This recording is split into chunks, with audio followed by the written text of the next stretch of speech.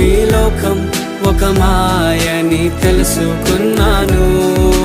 ఏది నా సొంతం కాదనుకున్నాను. తప్పిపోయిన కుమారుని నేనైతే నా కొరకై నిరీక్షించే తండ్రి నా యేసు. తప్పిపోయిన కుమారుని నేనైతే నా కొరకై నిరీక్షించే తండ్రి నా యేసు.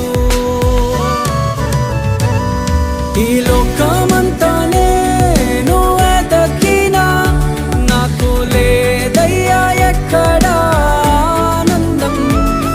నీ సన్నిధిలో ఒక్క క్షణం గడిపి